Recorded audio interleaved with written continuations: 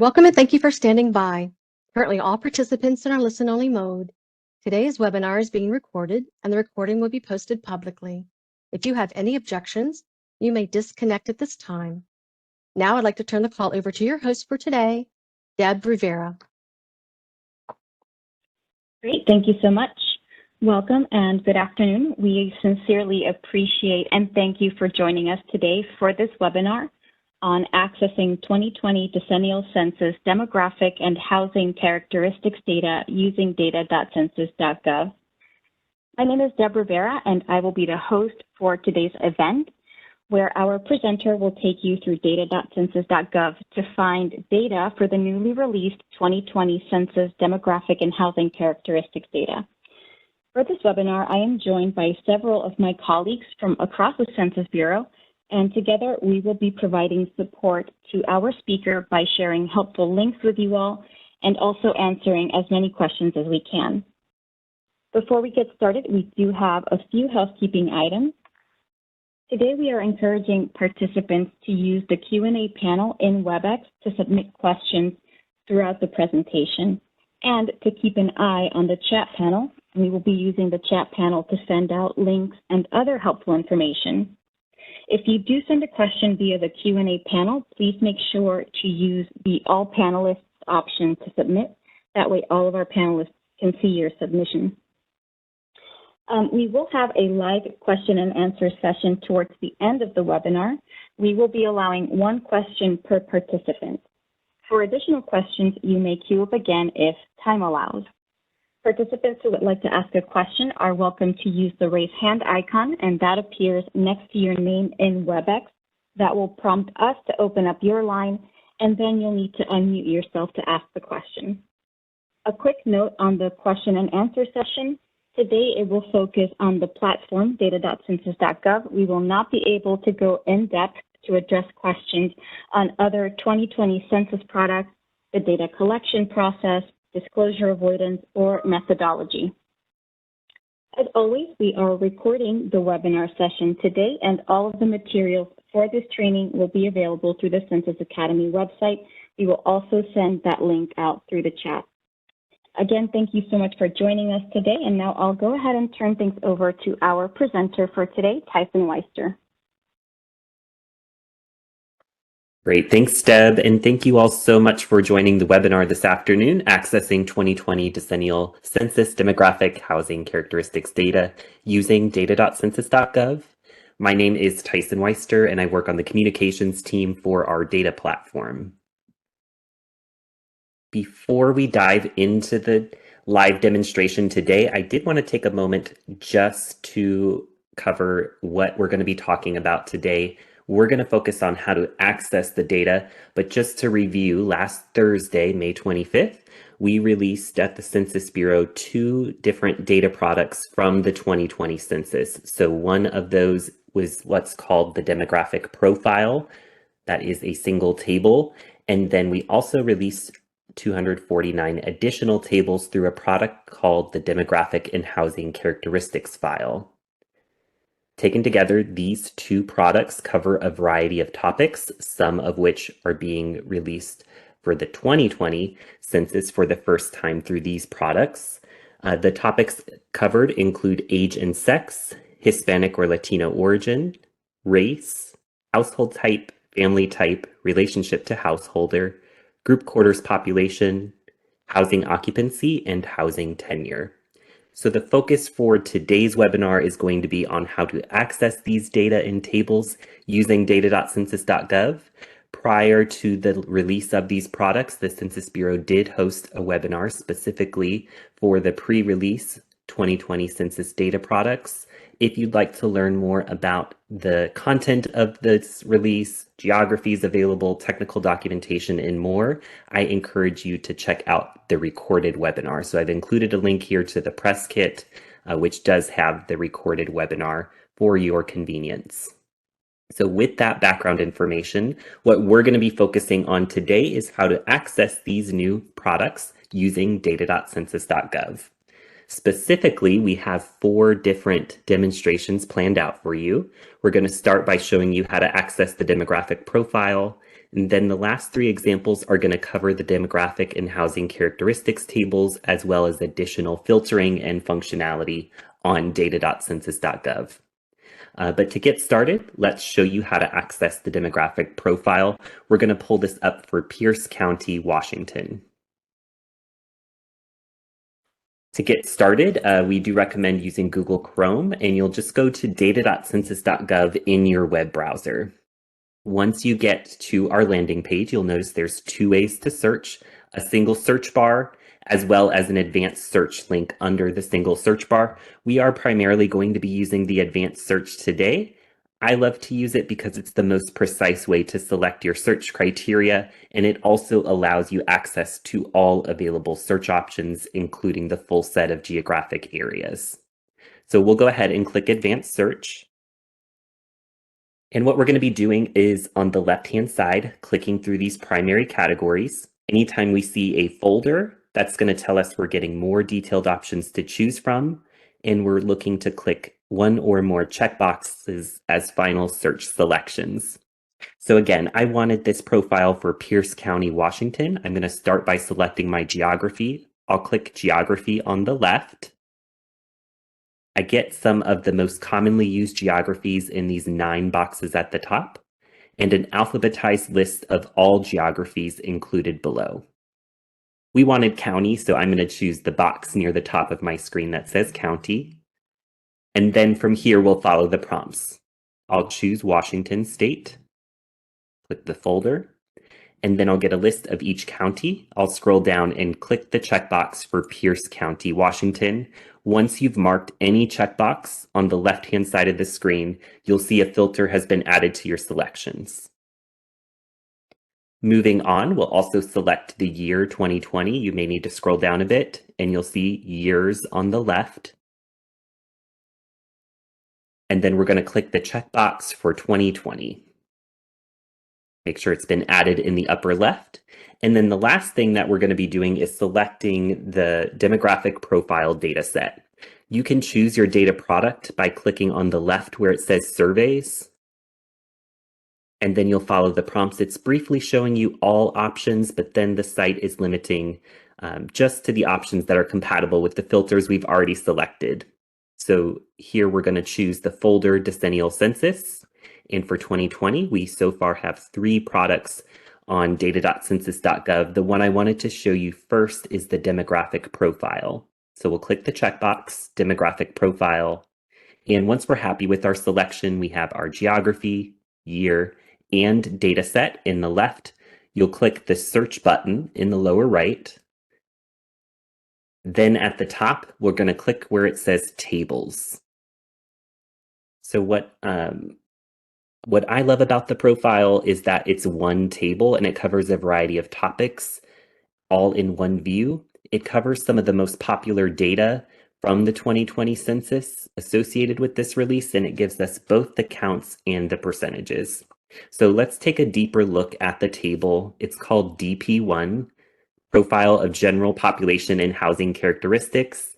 But before we get to look at the table, I just wanted to point out there are 2 panels in your view. One is the filter panel on the far left, and the other is your results panel towards the middle of the screen. You can collapse these by clicking the arrows at the top and expand them back out by clicking the buttons on the left, which can also be used to collapse them. Just pointing that out, if you'd like to devote more space on your screen to the table display itself, these panels are collapsible. Looking at the table, we see it's coming from the decennial census. Again, DP1 is the table ID. It's coming from the data set, 2020 decennial census demographic profile. And then we see the table below. It shows our geography, in this case, Pierce County, Washington, a column for count, and then the corresponding percent column on the right.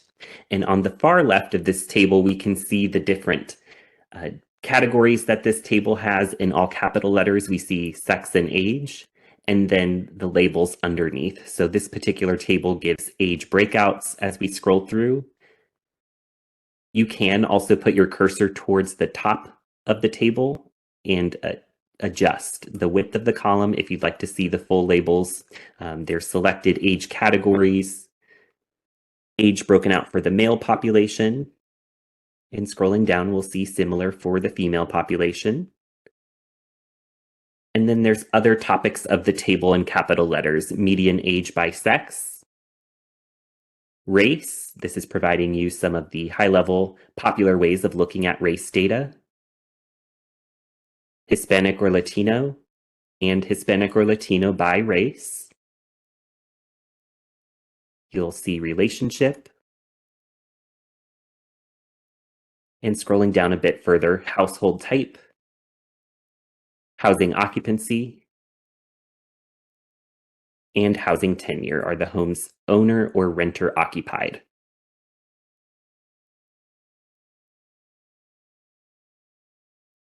So wanted to point out just the breadth of information available in this table, and also another way that you can access the data. You can use this trick not just to access demographic profile, but anytime you've taken the time to find a table that contains data you like, you can very directly use the table ID, in this case DP1, in order to quickly get to this data table in the future.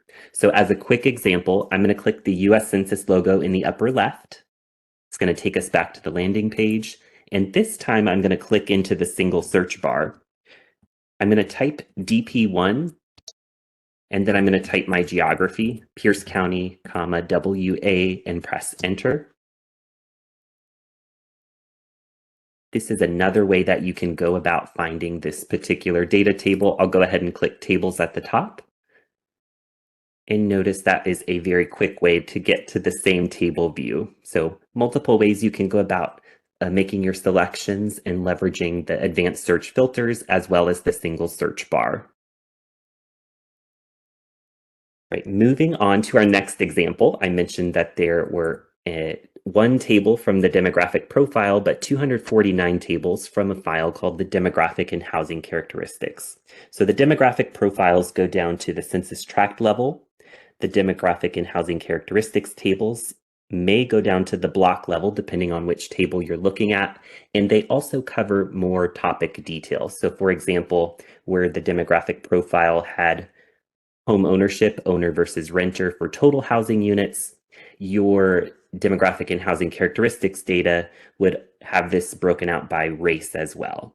So we're going to take a look at this in our next example. I'm going to pull up home ownership for all census tracts in Hamilton County, Tennessee, and we're actually going to create a map of this. So even if you're not familiar with what census tracts are, we're going to be able to visually digest this. So just bear with us if you're not familiar with this geography just yet. Going back to the live site, we'll click the US Census logo in the upper left. This will start us fresh from the landing page. And this time I'm going to click, once again, the advanced search. So we're actually going to follow a pretty similar process as we did before. I'm going to click geography on the left.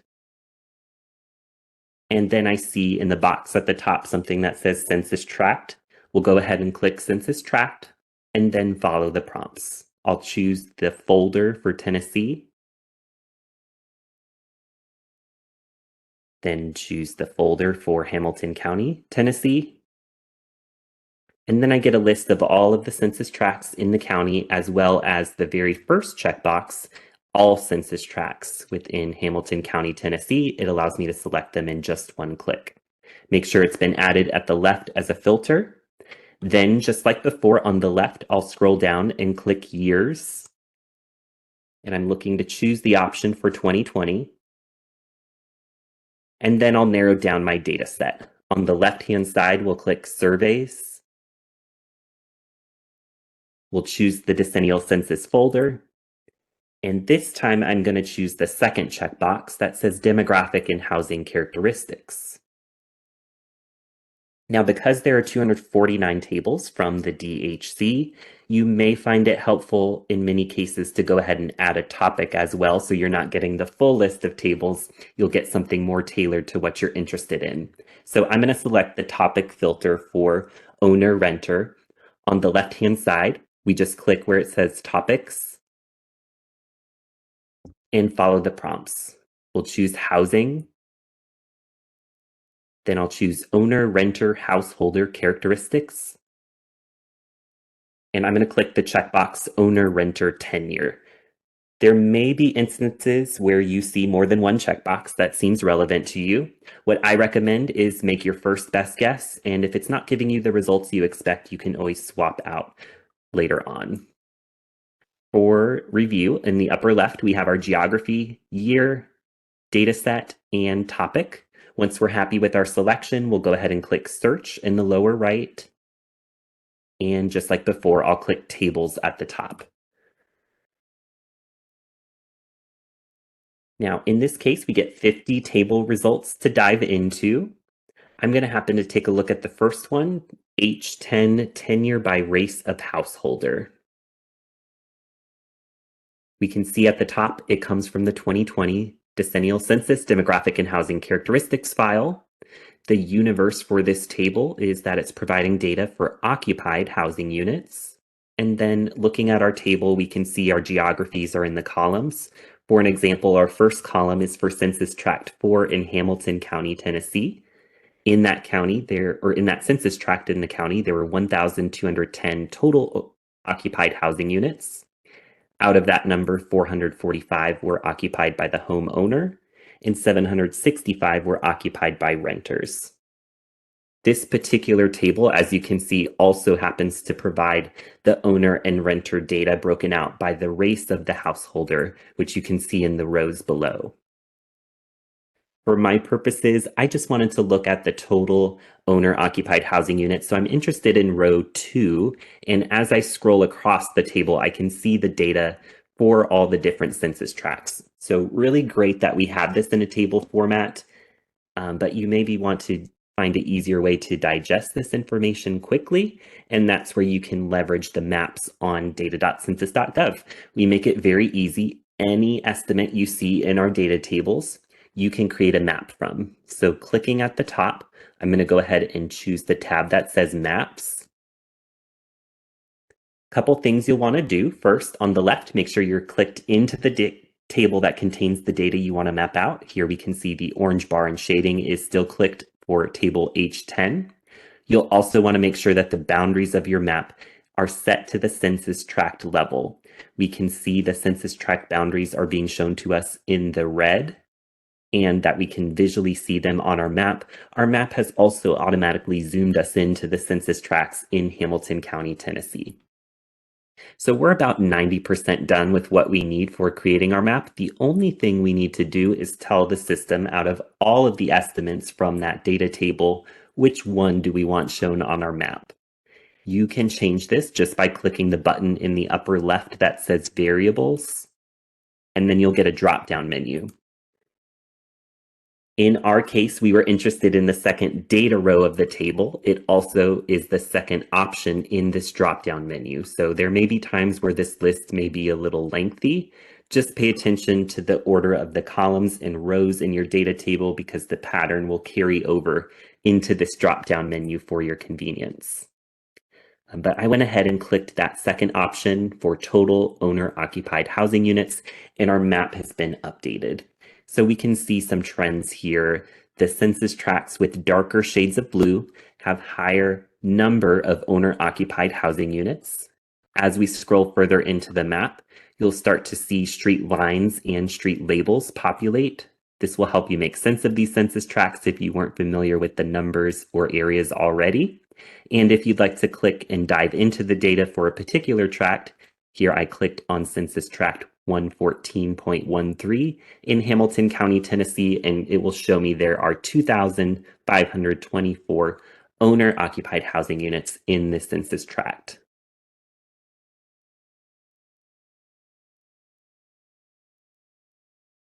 Moving on to our third example, I wanted to show data for single year of age across a variety of geographies. So we're going to pull this up for the state of Texas, Austin, and 2 zip code tabulation areas, or ZICTAs, in Austin.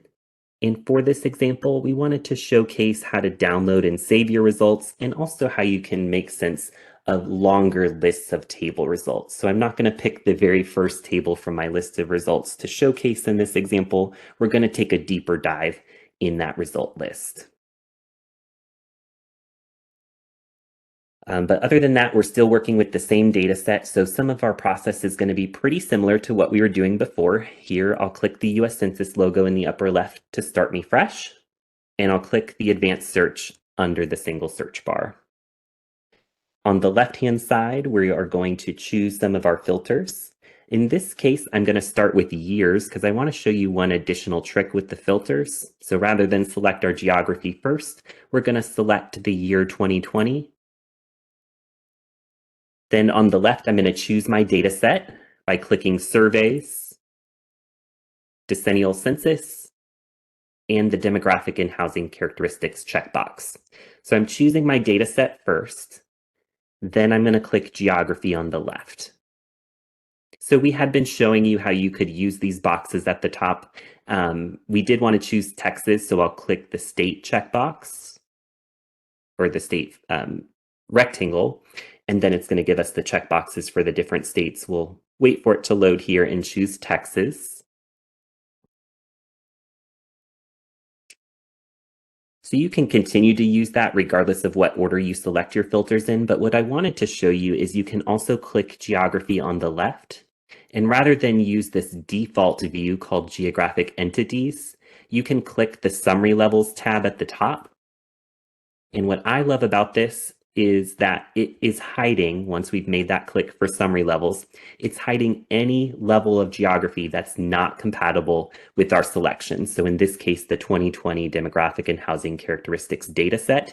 If you'd like to see the full list of geographic levels that are compatible for a particular dataset, you can leverage the site and filters itself without having to reference more complex technical documentation. So just another option for you.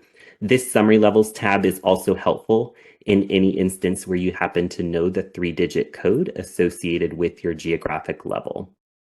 So I'm just going to show you how to make our remaining selections using this.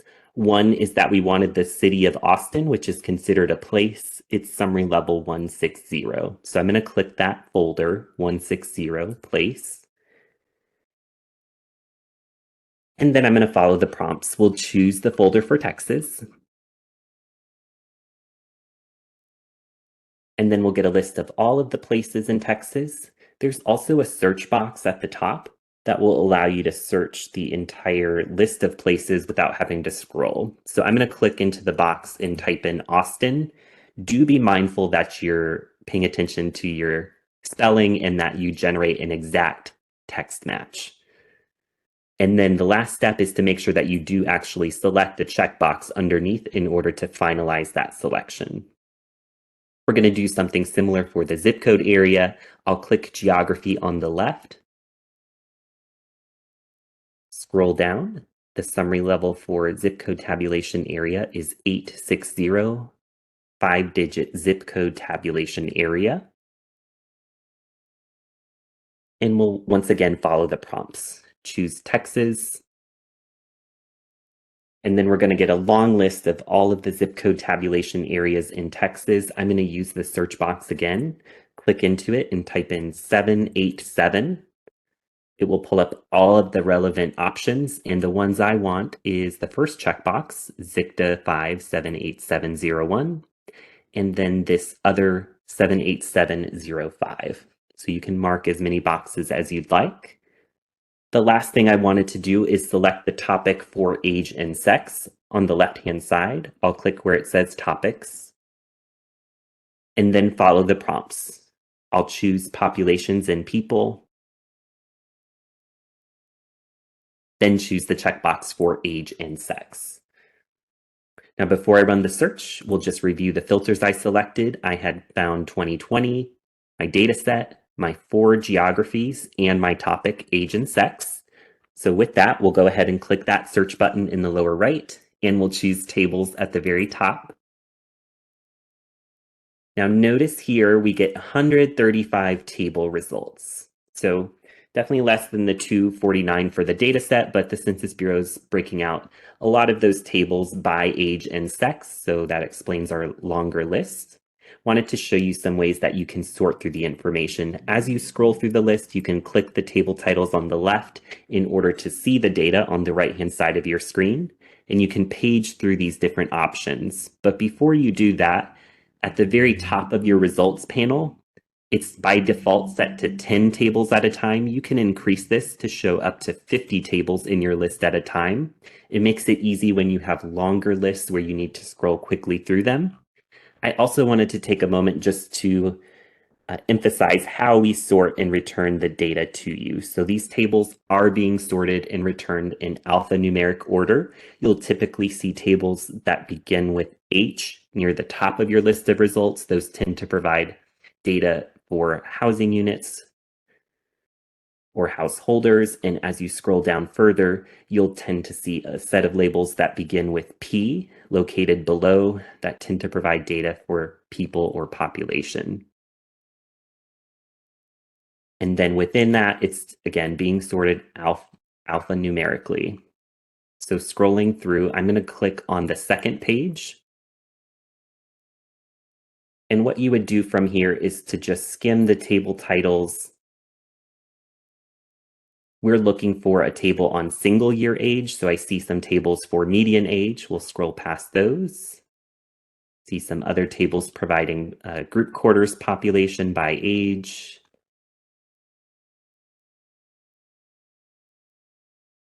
And eventually we'll get to something that says sex by single year age. It's table PCT12. So it may take a little bit of time for you to find the exact table you're looking for, but hopefully some of those tips and tricks help you out a bit.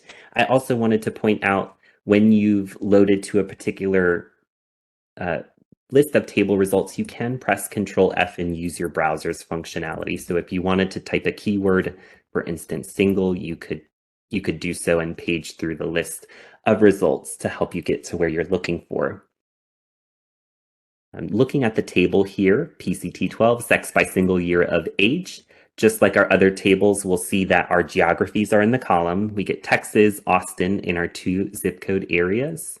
This table provides the total population in the first row. Then it gives the total number of males and starts giving us single year of age for males. As we scroll through the table and get to the end of the table, you'll see females are provided as well, broken out by single year of age. So this is one of our popular tables from the 2020 census. Wanted to show you a couple of features in the ribbon at the top. One is the notes button. When you click notes, it will provide you a link to the technical documentation webpage and other helpful information that I recommend checking out for your table. And also, once you've gone through these steps and you want to save your results, I wanted to take a moment to showcase that as well. There's a few different options available to you depending on the type of output that you're looking for. If you're looking for output that's very readable, I recommend clicking the Excel button at the top of the table. I'm going to show you what that output looks like by clicking the button. Then in the lower left, once the file's ready to open up, if you're using Google Chrome, you'll see your files ready for you there. And this is going to give us a file with 2 tabs. So one is the information tab. The one that you're probably most interested in is the second tab that says data. Notice when I click it, it looks very similar to what we were seeing in the table display on the website. The geographies are in the columns. On the left-hand side, we have our labels. It's readable, it's nicely indented, and then we have all of our data. So this is the file option if you'd like to view the information yourself, or it's also optimized for printing. So if you do print from Excel, it is going to carry over all of your labels across pages and allow you to really print the full table. So recommend Excel for viewing and for printing. If you'd like to work with this in your machine, maybe you want to sort the information or do some other work, the file format that you may be looking for is called zip. So I'm going to show you briefly what that looks like. After you click the zip button at the top of the table, you'll get a pop-up window that will allow you to select any applicable vintages, and you'll click the download.csv button. In the lower right, the site will work to load the download, and once the progress has reached 100%, you'll be given that zip file to open. In my browser, it's in the lower left. Then for each table you downloaded, there's going to be a set of 3 files. The one that you're probably most interested in has data.csv in the naming convention. So I'm going to double click that to open up the file. And this is going to look very different from the Excel file output. Notice, as an example, row 3 is the data for Texas. As we scroll across the row, we see all the data that was in the nice table display, and it's laid out here without any special formatting or indentation. So it's really helpful if you'd like, again, to work with it in your machine, maybe sort the information, things of that nature.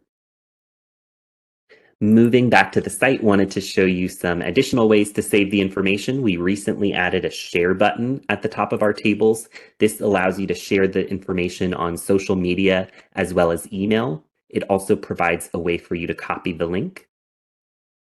This is the same as if you grab the URL directly from your address bar at the top.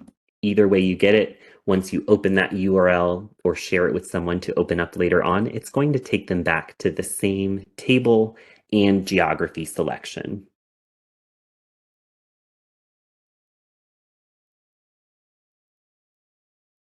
And we can see the data here, and it's pulling in the labels.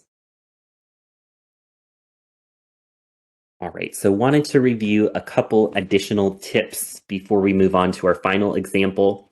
One is if you're interested in comparing the data from 2020 back to 2010, one way that you can go about doing that is by typing the table ID into the single search bar, but then you'd want to pay attention to the product drop-down menu at the top of your table. If you're trying to compare the 2020 demographic and housing characteristics tables back to 2010, the product you would want to select is 2010 Decennial Census Summary File 1. So this on the left-hand side is a screenshot showing those steps for you for the single year of age table. With that said, not every table ID is the same between 2020 and 2010. However, we did at the Census Bureau, some of my colleagues put together a helpful crosswalk for you. So when you visit the link in the lower right and click on the tab in this file to the DHC crosswalk, it will give you that crosswalk for table IDs. In the first two columns, A and B, you'll be able to see those corresponding table IDs. Also, we talked about the way that the tables are sorted out for you. One additional tip is that the table ID does indicate the lowest level of geography that the table's provided for. For the demographic and housing characteristics tables, if the table begins with P or H and then has numbers after it, that tells you that the lowest level of geography for that table is the block level. If the table ID begins with PCT or HCT, the CT is telling you the lowest level of geography for that table is census tract. And if the table begins with PCO or HCO, the table ID is telling you the lowest level of geography is county. So if you were to pull up one of these tables, remember we were working with table PCT12 for single year of age, and you were to select incompatible geographies and compatible geographies, the way that you'll see this played out on our website is that when you actually view the table, you won't see columns for any geographies that are not compatible with your data table. So the screenshot on the right is showing you an example where I've selected a block and a census tract, but then I pulled up the PCT table that are not produced for blocks, and there's only one column showing the data for the census tract. So do keep that in mind as you're working through our site. If you're not finding data for all of your geographies, pay attention to the lowest level provided for the table. And moving on to our final example, I know there's a lot of interest in accessing urban and rural data, and there's a variety of ways to do this through this data set and on data.census.gov. So if you're just looking for total population or total housing units in urban areas versus rural areas, your easiest option is to pull up table H2 or P2 and then select your geography the same way we've been showing you up until this point in the webinar. So you can type those table IDs in the single search bar and select your geography. There's also a video linked on the right-hand side of the screen that shows this step by step. very seamless and easy as to what we've been doing thus far. However, if you'd like more detailed information on urban and rural areas, for instance, maybe you want to know the age breakout or home ownership, what that looks like in the urban portion of your state versus the rural portion of your state. We have another option in the geography selection called Show Geographic Components. So that's what we're going to be working through in this final example. I'm going to show you how to select geographic components, and you're really just looking for this button at the top of your geography. Before we get there, just wanted to take a moment to review again what geographic components are. In the case of urban or rural areas, you can see a map here where I'm showing all the urban areas and urban clusters in Alabama. And when you're accessing data for geographic components, you would be looking at data for the people or housing that lives in all of these red areas combined as a whole. When you're selecting geographic components, you're not going to be pulling up data for an individual urban area or urban cluster, for instance, in Birmingham or Huntsville. Also, geographic components are not just limited to urban and rural. There are geographic components for in metropolitan, micropolitan statistical area, as well as not in metro or micro areas, and many other ways of slicing and dicing the data. You're going to see a long list when we get to the website with all of your options. So with that, let's go ahead and show you how you can access geographic components. We're going to show you how to access data for the urban and rural population in Maryland. So starting us fresh from the landing page, we'll click the advanced search link. And I'm going to click geography on the left. And then I'm going to choose state. So you want to select your primary geography first. So we want urban and rural in Maryland. So we're going to choose state. And when applicable, you'll see at the top buttons that say hide geographic components. We do hide them by default. And then the show geographic components. So if you'd like to access them, they're just a click away. And when I click Show Geographic Components, notice the list gets very lengthy. There's all these different options just for Alabama. You could certainly scroll down to Maryland if you'd like, or you can click into the search box that says Search State, type in Maryland, and then you'll get the options specifically for our geography. Know that they are in alphabetical order, so we're looking for Maryland Rural. So we'll scroll till we get to the R's, and then Maryland Urban. And we just want the ones that have the clean label for urban and rural. Next, on the left, I'll go ahead and select my data set. I'll click Surveys. Then I'll choose Decennial Census. And then I'm going to choose Demographic and Housing Characteristics. From here, we can go ahead and run our search and click Tables. Notice that this is giving us data for 249 table results.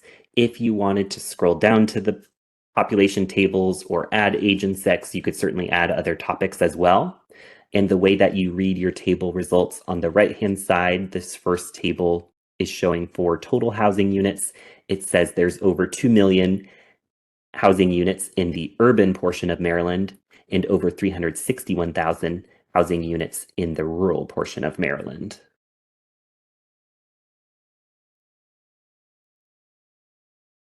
So we hope you found those tips and tricks useful for accessing the data. We wanted to show you some resources to help supplement what we've covered in this webinar.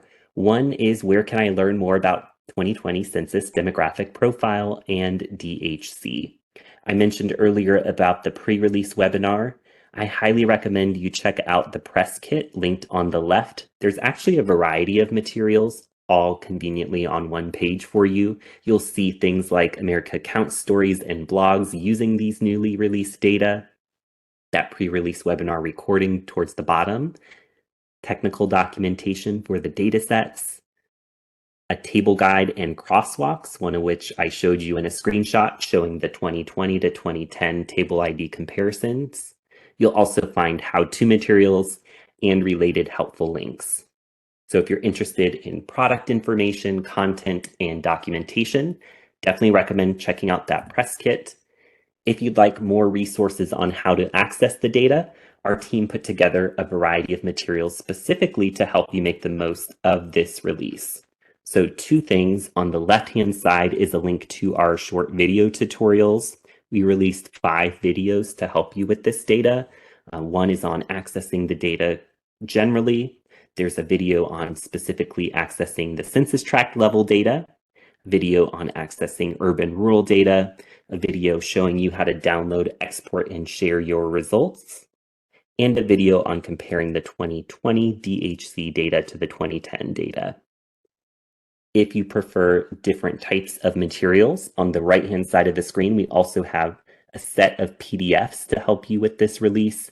There are step-by-step instructions with screenshots showing you how to navigate the site accessing these data. And if you are a user of the application programming interface, I did want to mention that these data are not only available through data.census.gov, but they're publicly available through our API as well. On the left-hand side of the screen is a link to 2 video tutorials showing you how to access the data through the public API. And on the right-hand side of the screen is the general access page to our developers website. As always, we encourage you to sign up for our data.census.gov email updates. When you visit the link on this page, you'll be able to subscribe to the data.census.gov updates checkbox, and this will allow you our email alerts. It includes our monthly newsletter, which provides the latest system enhancements, educational opportunities, and data releases to help you make the most of data.census.gov. And I did want to mention the feedback link below the single search bar. We encourage you to write us in on how we can make data.census.gov work better for you and invite you to write in with your data questions. So clicking that link will help you shoot an email to us at census.data@census.gov.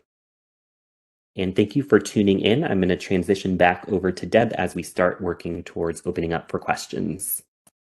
All right. So in just a few moments, as Tyson said, we will begin our question and answer session. Today, we will be taking questions over the WebEx audio. To queue up for a question, you can use the raise hand icon, and that is located next to your name and also at the bottom center of the screen in WebEx. Now, when we call your name, you will need to unmute yourself on your end, and then you'll be able to ask your question. Be aware that there may be a bit of a lag once you unmute yourself, so just be mindful of that. And before we move on to the Q&A portion, I would like to invite you all to give us your thoughts on today's webinar through an evaluation survey. You can tell us if you found today's webinar valuable, what you liked about it, where we can improve, and even other topics that you would like to see covered in future sessions. We do read all of the comments, so we do encourage you to enter any suggestions that you think will be helpful for us. So please take a moment to fill that out. I did send out the evaluation link in the chat box. Now, if you have any questions remaining after our session concludes today, please feel free to reach out to one of the 2 email inboxes that are listed on the screen. If you are a member of the public, please reach out to the Center for Enterprise and Dissemination at census.data@census.gov, and members of the media can contact the Public Information Office at pio@census.gov. So with that, we do have some questions in the queue, so I would like to ask our facilitator to please unmute Mary's line. Mary, if you can hear us, I believe you may need to unmute yourself on your end. Lisa, can you hear me? Yes, I sent her the request. Okay, all right. So let's go. Yeah, maybe, not sure if she can hear us. Can we try to unmute Inez's line? Thank you for this. And I was wondering, out of the variables that have been released, are the Hispanic by national origin and Asian by national origin in this release, or is that still forthcoming? Great, thank you for your question. Those are covered in future releases of 2020 census data products to my knowledge, so I would be looking for that in future releases. If you visit the table crosswalk that's included in the press kit, it does show you the planned products and table shells for what's currently available and what's coming in the different releases. So I would pinpoint that as a specific document to check for product availability in the future. Great, thank you so much.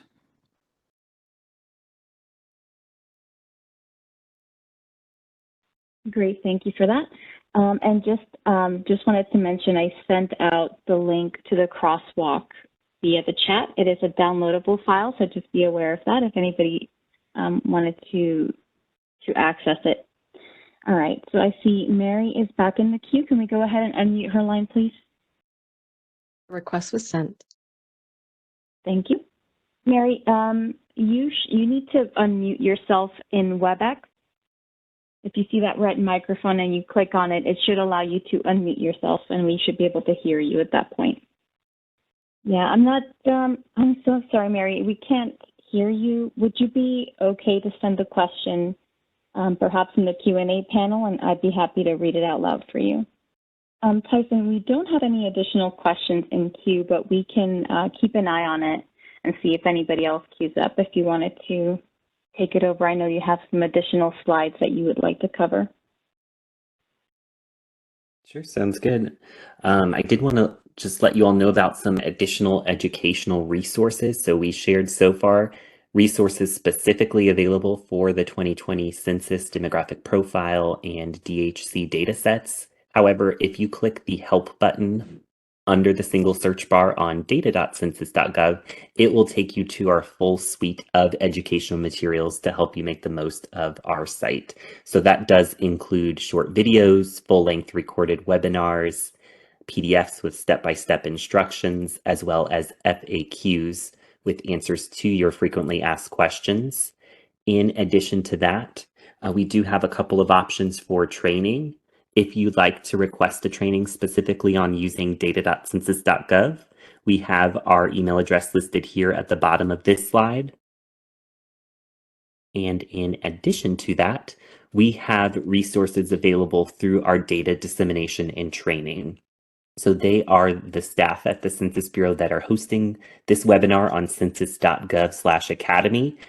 They are located throughout the country. So not only do they do the centralized training hub on Census Academy with resources for all things Census Bureau, not just data.census.gov, there's also a data dissemination specialist assigned to your area. So if you're a local organization and would like to request any type of training related to the Census Bureau, you can get a hold of these folks by shooting an email to census.askdata@census.gov or calling 1-844-ASK-DATA.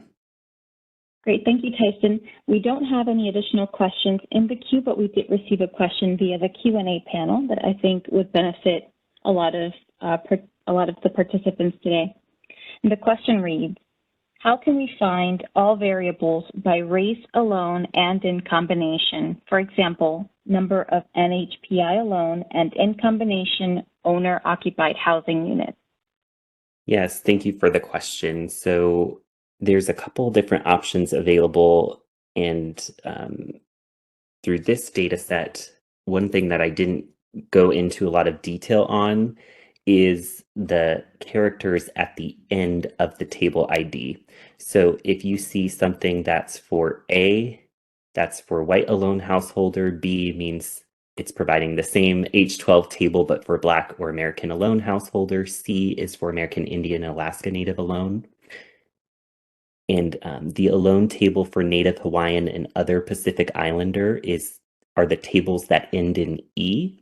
Again, that's for Native Hawaiian and other Pacific Islander alone, so they only identify their race with that particular overall category and not any other race groups.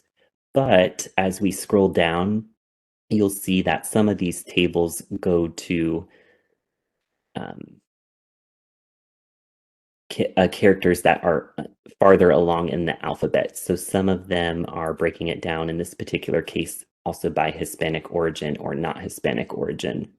So with that, I'm not sure that this data set provides characteristics broken out by alone or in combination. I do believe that's coming in upcoming 2020 census releases, and I'll leave my answer at that. If my colleagues on the line have anything else they would like to add, I'll open the floor up for them. Thank you, Tyson.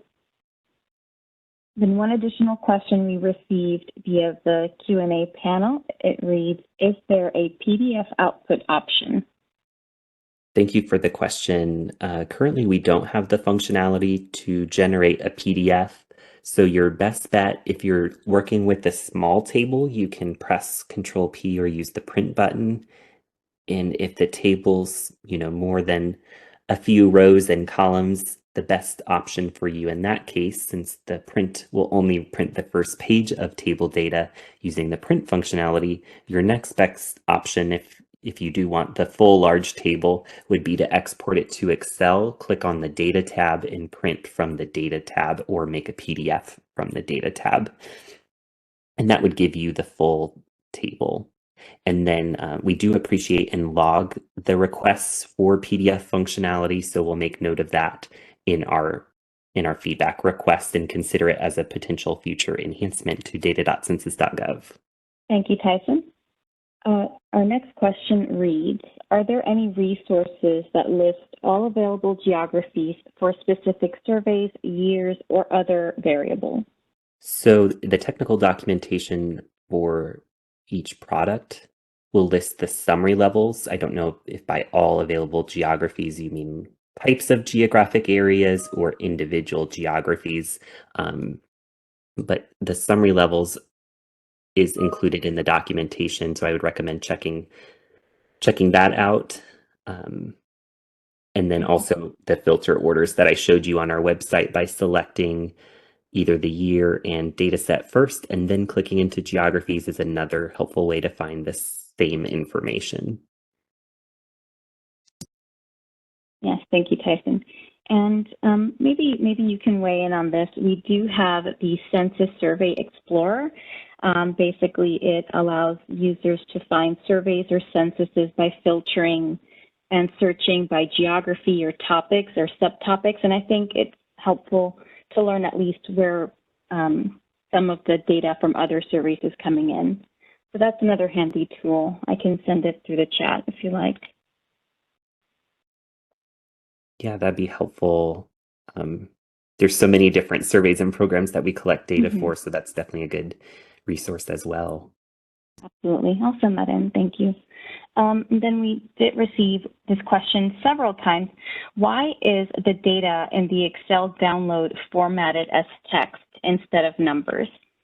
I know that some of the output for particular data cells can be either numerical values. Some of our surveys and programs have individual cells where you may see characters instead of numbers, and some of our data tables may have a mixture even within the same column. For instance, in the American Community Survey table, you may see an X in place of data or an asterisk. So it could be for those reasons to allow for those types of one-off situations. That's just some offhand reasons why it may be that way. I don't really have an official answer for you. So if you'd like to write us in, we could further research and either consider it as feedback as a possible enhancement or give you a more thoughtful answer and research to your question. We'd be happy to do that at census.data@census.gov. Thank you so much, Tyson. And I will go ahead and send that email through the chat for anyone who is interested and would like to reach out. That is all the questions that we have for today. Great. Well, I really appreciate everyone joining the webinar. We hope to see you again in the future and look forward to you staying in touch. Thank you so much.